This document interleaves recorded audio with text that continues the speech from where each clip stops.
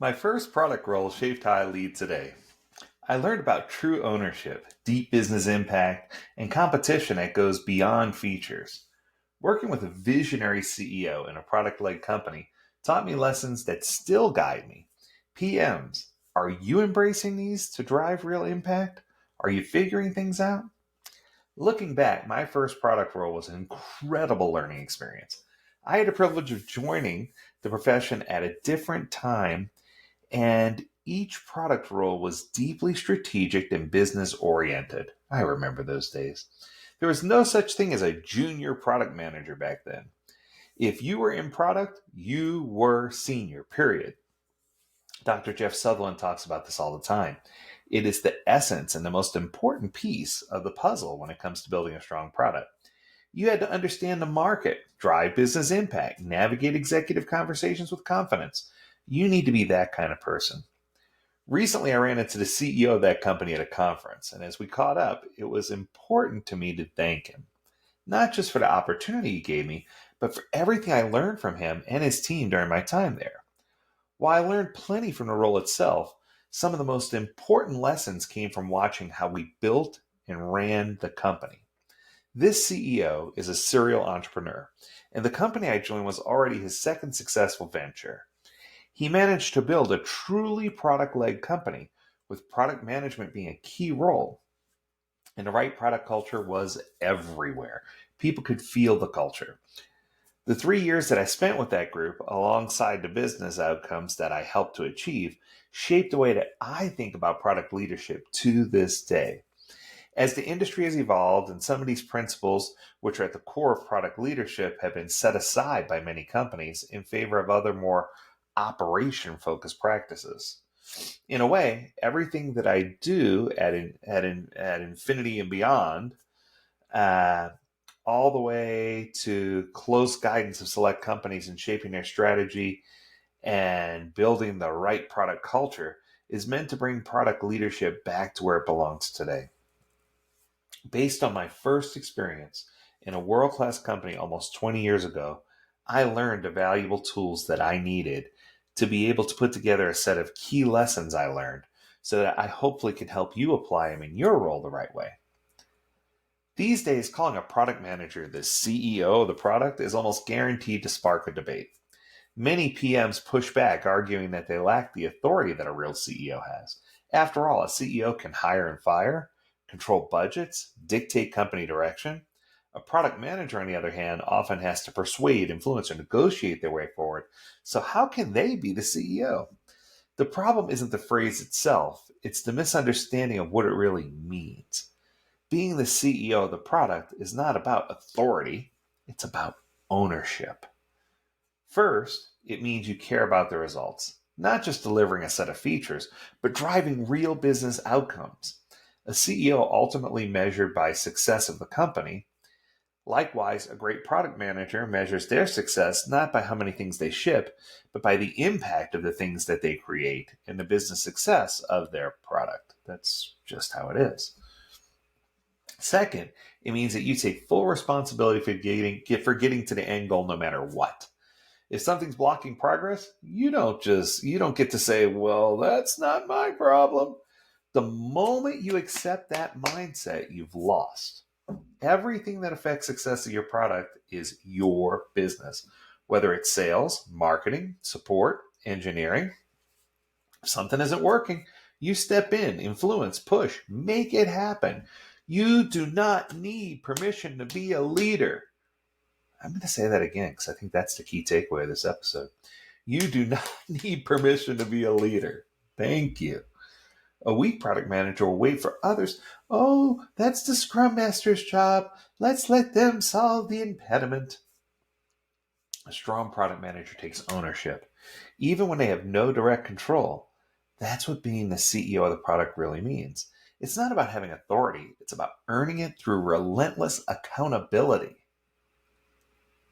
I'll say that one more time, too. It's not about having authority, it's about earning it through relentless accountability.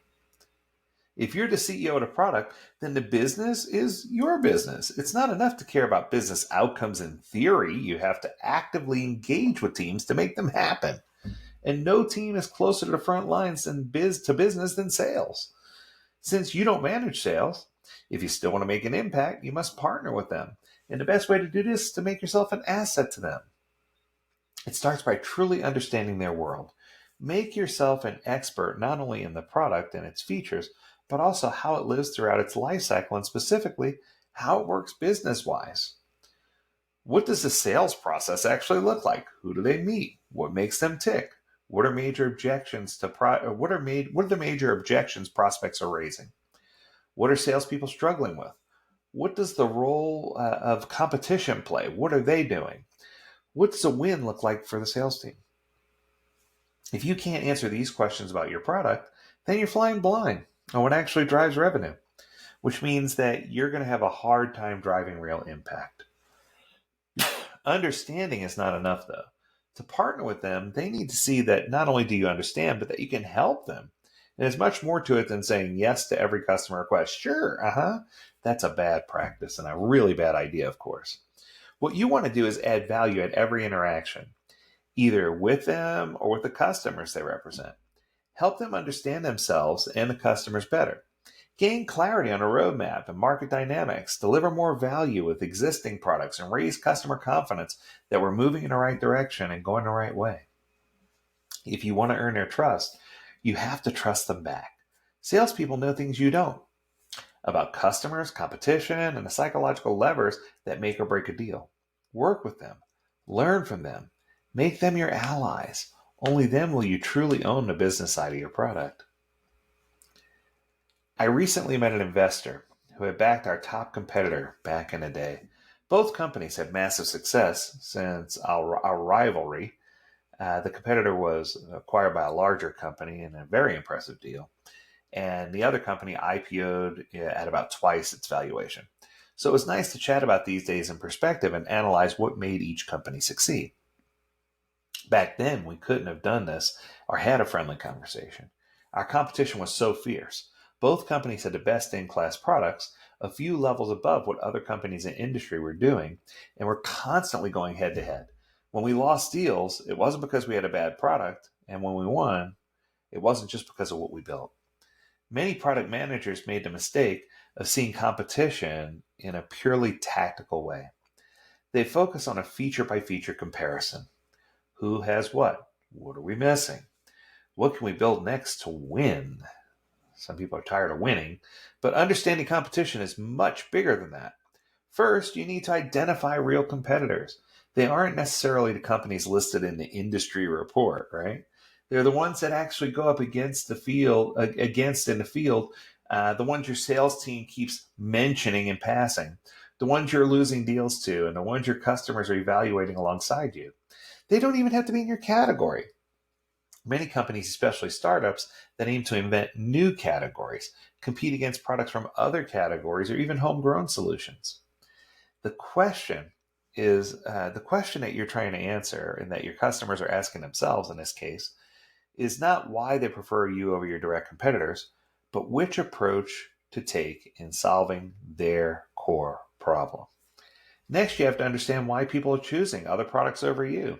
It's easy to assume it comes down to functionality, especially when your product is put through a proof of concept and every minor detail is scrutinized.